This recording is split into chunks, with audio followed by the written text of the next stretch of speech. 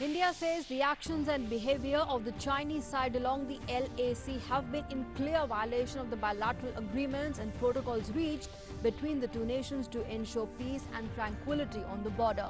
Says on 31st of August, the Chinese troops again engaged in provocations prevented by the timely defensive action by the Indian side.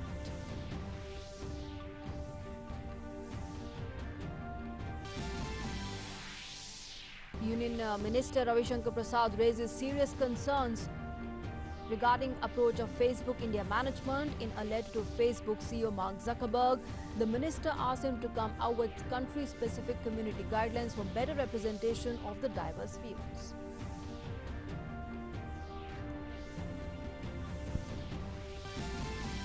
JEE main exams begin amid strict COVID-19 protocols. Lakhs of students appear on day one of the 6-day engineering entrance examinations. The Education Secretary thanks the state governments for smooth conduct of the exam on the first day. With around 28.4 lakh recoveries, India continues to perform well in the fight against COVID-19 pandemic. Over 60,000 recoveries registered for the 5th day in succession. Recovery rate near 77%, while the case fatality rate further improves to 1.77%. The global COVID-19 cases near 2 crore 59 lakh with over 8.6 lakh deaths. Sumit Nagal becomes the first Indian in 7 years to win a Grand Slam main draw match at the US Open. Nagal defeats American Bradley Clan in 3 sets to enter the second round for the first time. Nagal to take on world number 3 Dominic Thiem in the second round.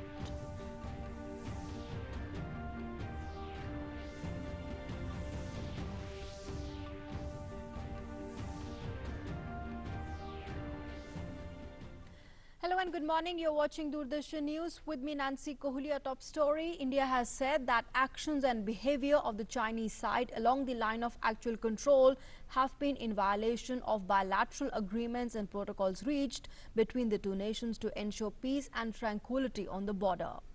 The External Affairs Minister in a statement said, on 31st of August, even as military commanders of India and China were talking to each other, the Chinese troops again engaged in a provocative action. However, due to the timely defensive action, the Indian side was able to prevent those attempts to unilaterally alter the status quo. Remember, India and China have been holding diplomatic and military talks over the past 3 months to resolve the situation along the LAC. It was agreed upon by both the sides that neither side should take any provocative action or escalate matters. But the Indian External Affairs Ministry spokesperson said on Tuesday, the Chinese side violated this understanding on 29th, 30th and now 31st of August.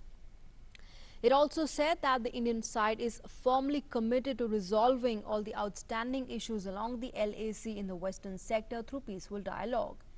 India also expects the Chinese side to sincerely abide by the understanding reached earlier and earnestly work with India to resolve the situation and to restore peace and tranquility in the border areas.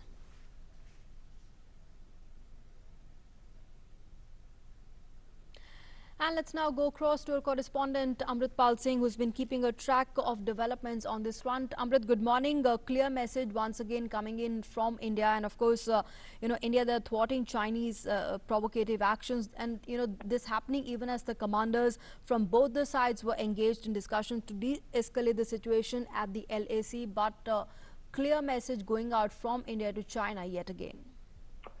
Yes, a very strong statement by the Ministry of External Affairs, where they've said that these repeated aggressions and provocative military overtures by the Chinese are not in spirit or in line with the understanding achieved between the two sides, whether at the foreign ministers level or the special representatives level. And that China should respect all protocols and agreements and try and discipline its frontline troops to not engage in provocative action. And the two sides should try and de-escalate the situation. And this is in line with what was earlier agreed, and the Chinese behavior or the behavior of the PLA is being seen as in violation of such agreements and such understanding reached between the two sides. Nancy? Yes, Amrit, and India has made its position clear once again here. India, in fact, saying it is committed to resolving all the outstanding issues through peaceful dialogue, but at the same time maintain its aggressive posturing to deal with any Chinese misadventure. India is maintaining a defensive posturing in terms of dealing with the situation. Defensive as in the Indian Army, as you know, in a statement 2 days ago had said that we are, we would want to resolve the issue through talks, but the Indian Army is bound to protect its territorial integrity. That means India is not engaging in any aggressive stance. It's not crossing the line of actual control or going or trying to do any aggression. But however, it is committed to the defense of the line of actual control and the Indian territory. Meanwhile, India also says that these issues need to be resolved. And, as the spokesperson of the MES said yesterday, that this has been brought up with the Chinese, both at the military level and at diplomatic level, that the situation needs to de-escalate. India has been reiterating that status quo ante as to April-May positions needs to be done. Right now, there is a ramping up of forces on both sides of the LAC, both by China and in response to that by India. But India would want de-escalation, complete withdrawal and restoration of the status quo ante. Okay. All right, Amrit, thanks very much for joining us for the moment and putting all those developments into perspective for us. Thanks very much. Let's now move on. Raksha Mantri Rajnath Singh held a crucial meeting on Tuesday with the External Affairs Minister S. Shankar, National Security Advisor Ajit Doval, the Chief of the Defence Staff General Bipin Rawat, the Army Chief M.M. Narawane and the Director General of Military Operations. The discussion centered around the future course of action after the recent provocations from the PLA in the South Pangong area.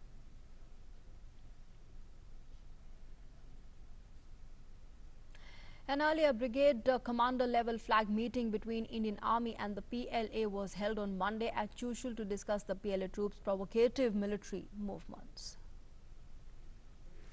Moving on now, the Union Minister Ravi Shankar Prasad raised serious concerns regarding the approach of Facebook India management.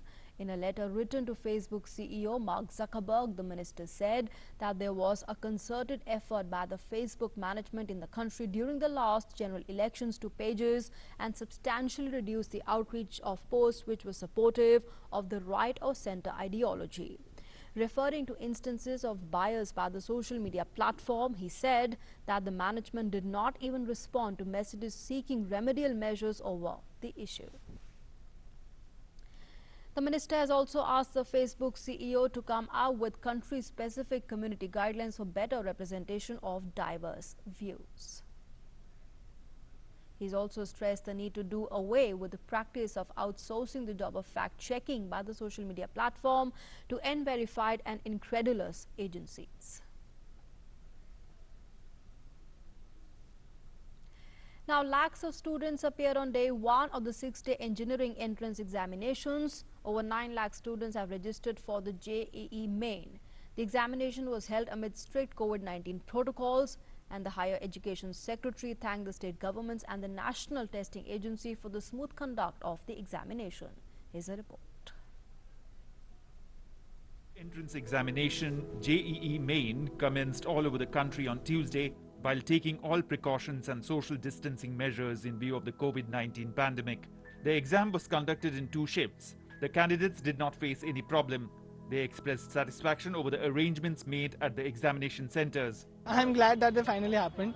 I didn't want them to be postponed because it's a headache. अप्रैल में exam होना था तो फिर preparation time तो मिल चुका था. सबसे पहले तो मास्क प्रोवाइड किया गया, उसके बाद फिर अंदर हम लोग को अंदर जाने से पहले सैनिटाइजर भी दिया गया, और सब कुछ अच्छे से अरेंज हुआ था. पेपर का जो फॉर्मेट था वो मैथ्स, एप्टीट्यूड और ड्राइंग का था. अभी भी पोस्टपोन होता तो फिर हमारा 1 साल बर्बाद हो जाता. The National Testing Agency took several steps to conduct the papers safely. The number of examination centers have been increased significantly for JEE Main examination. The exam is being conducted at 660 centers in 234 cities across the country. A total of 8,58,000 candidates are appearing in the exam.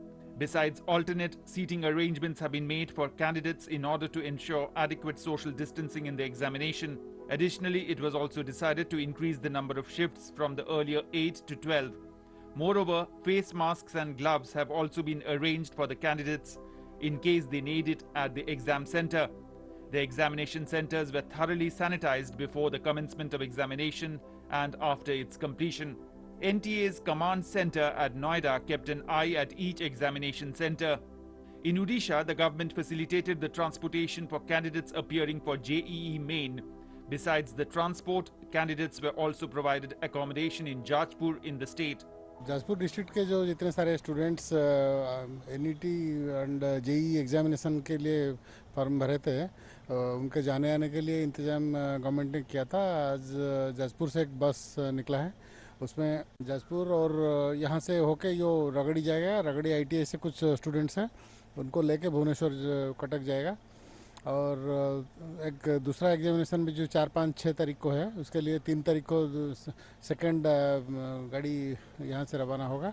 और उनका वहाँ रहने का भी इंतज़ाम किया गया है। उनका पेरेंट्स भी जो साथ में जा रहे हैं, उनका भी अरेंजमेंट खुद से वो करेंगे। While in Maharashtra, candidates appearing for JEE and NEET exams have been allowed to travel by special suburban services over Mumbai suburban network of Central and Western Railways. This will help more than 50,000 candidates living in Mumbai and its surrounding areas to reach their examination centers safely. In Madhya Pradesh too, the state government provided transportation facility for candidates to reach the examination centers. JEE Main is the first major national exam being conducted amid COVID-19 crisis. JEE Main 2020 exam dates have been postponed twice, first in April and then in July due to coronavirus. Earlier, Supreme Court had dismissed a plea seeking postponement of the two exams, saying precious year of students cannot be wasted and life has to go on. With inputs from Nishant Saurabh, DD India. Raksha Mantri Rajnath Singh will visit Moscow from 3rd to 5th September at the invitation of Defense Minister of Russian Federation General Sergei Shoigu. India and Russia are privileged strategic partners. During his visit, the Raksha Mantri will attend the combined meeting of the Defense Ministers of Shanghai Cooperation Organization, the Collective Security Treaty Organization and the Commonwealth of Independent States member states. The meeting is taking place in commemoration of the 75th anniversary of victory in the World War II.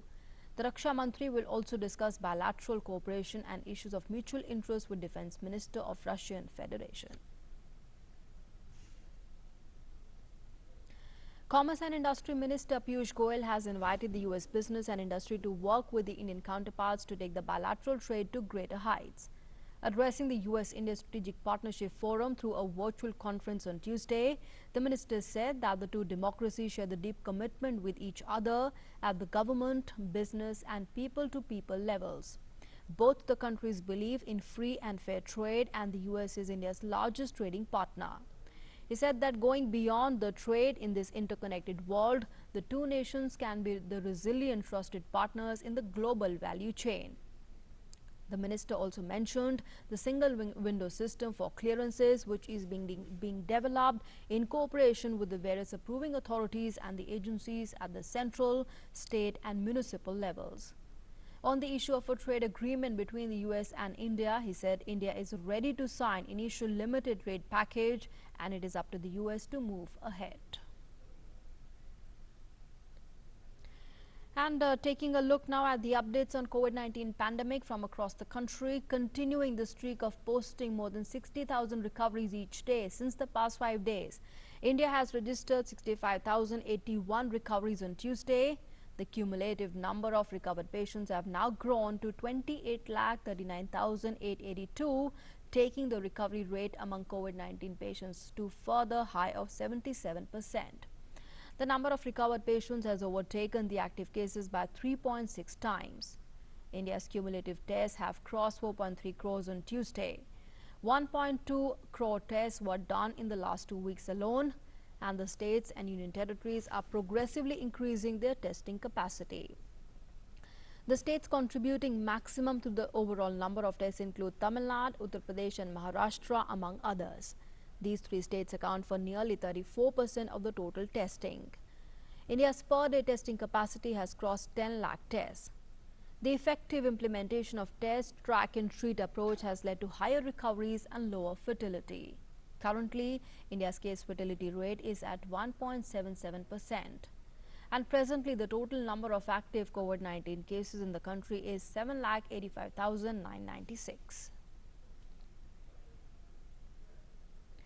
And taking a look now at the flood affected states of Bihar and Madhya Pradesh. In Bihar first, the flood situation has further improved, where 16 districts are now reeling under flood. People have started returning to their homes as water has receded from their villages. Over 14 lakh families have been given an amount of 6,000 rupees as gratia relief through the DBT. Medical camps have also been opened in the flood affected areas. As many as 21 teams of the NDRF and the SDRF are still engaged in the relief work. In Samastipur, medical facilities are being provided at the doorstep of the people as the water has receded from their villages. Whereas a team of doctors along with the SDRF and the NDRF has been deputed in the flood affected areas including Chakmehasi and Sindhia district. Meanwhile, the Gram Panchayats have also provided funds to launch sanitation drive in their respective areas. The Met Office has predicted light to moderate rain in the catchment areas of Nepal and Bihar during the next 24 hours. And let's now go across to our correspondent Salman Haider, who's joining us from Patna this morning. Salman, it seems that situation is slowly and gradually improving there in Bihar, and people are returning to their normal life. People are returning to their villages as water recedes from their respective villages. Most of the river in the state, including Kosi, Gandak and others, are now receding or have become static. The discharges from respective barrages of Kosi and Gandak has also decreased to almost half.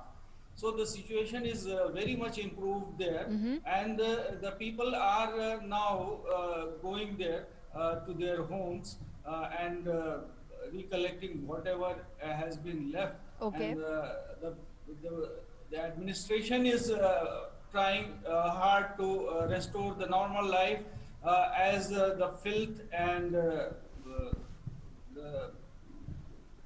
debris of the buildings are there, infrastructure has been damaged a lot, the crops have been damaged.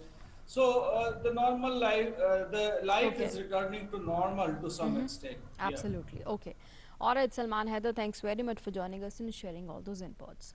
And Madhya Pradesh, well, several parts of the state is still flooded with rainwater despite rains having been stopped in the state. Efforts are being made to bring life back on track as the water is receding in the flood-affected villages situated along the banks of the Narmada River. However, the Narmada River is still flowing above the danger mark. Madhya Pradesh Chief Minister Shivraj Singh Chauhan has conducted an aerial survey of the affected districts of Harda, Devas and Sehor. He also visited the ground zero and met the people affected due to floods. He visited the relief camps and took stock of the facilities being provided to the flood victims. The Chief Minister has assured all the possible help to the people of the flood-affected regions.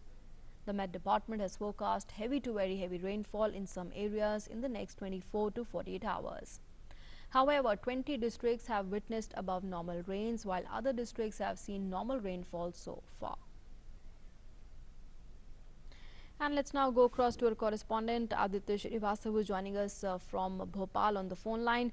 Aditya, the situation still pretty much challenging there in Madhya Pradesh, keeping in view that rainwater, despite the rains, have in fact stopped the tracks, stopped the state in its tracks.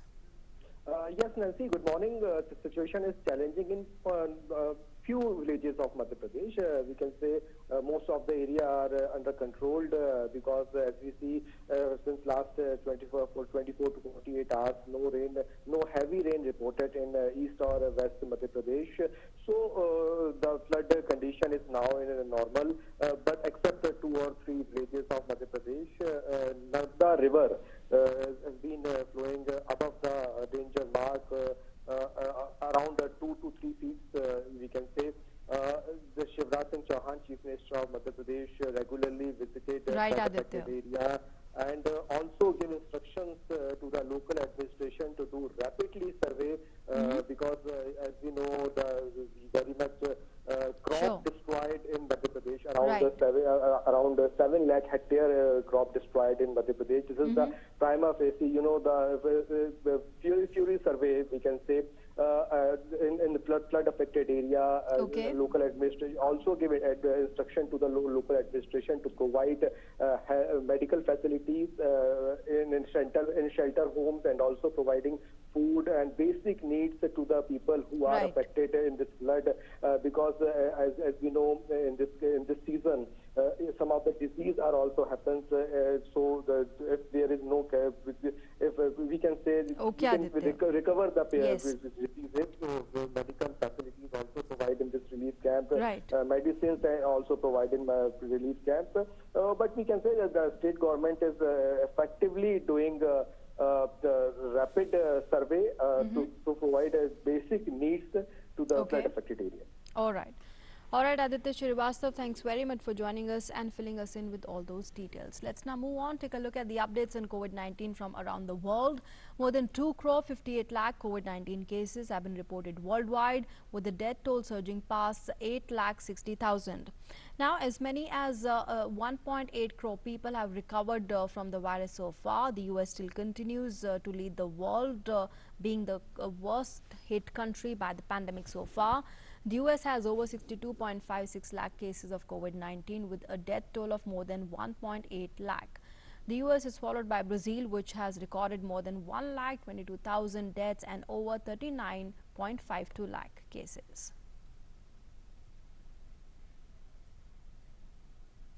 And in another international news now, Venice is preparing for the start of the world's first film festival in COVID times. The 77th Venice Film Festival will kick off today with Kate Blanchett, Tilda Swinton, Matt Dillon and Frances Ludwig-Sagnier among international stars expected on the social distanced red carpet. Now, fewer Hollywood stars will grace the red carpet and there will be no fans clamoring for autographs. But for all the COVID-19 restrictions, the very fact that the Venice Film Festival is going ahead in front of actual audiences this week sends a positive message.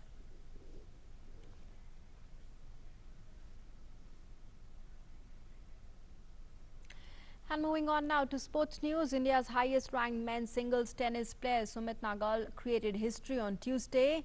He won his first ever Grand Slam main draw match after he defeated American Bradley Clan in the first round match. Ranked 124th in the world, he dominated his opponent in 4 sets with a score of 6-1, 6-3, 3-6, 6-1 at a duration of 2 hours 12 minutes. And he became the first Indian men's single player to win a Grand Slam. Sumit's victory comes 7 years after Somdev Devvarman had won a singles match at the US Open in 2013 for India. Now he will face world number 3 Dominic Thiem in the second round. In a bid to promote India's indigenous sports and make them attractive options for the youth, the union government has included tug of war, Malakam and para sports for direct recruitment of meritorious sports persons in Group C level government posts. The Department of Personnel and Training included 20 such games in the list for direct recruitment. The move comes following a proposal from the Department of Sports for inclusion of some more disciplines in the list of 43 sports for recruitment of the sports persons to any Group C posts in ministries or departments of the Government of India. The list of sports for the purpose of recruitment of sports persons by the Government of India is revised, and now it has 63 disciplines.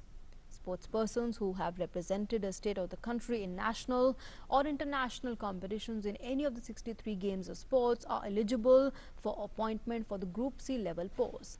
Now the list has been expanded to include more than 20 more disciplines, including baseball, rugby, basketball, deaf sports, tug of war and para sports.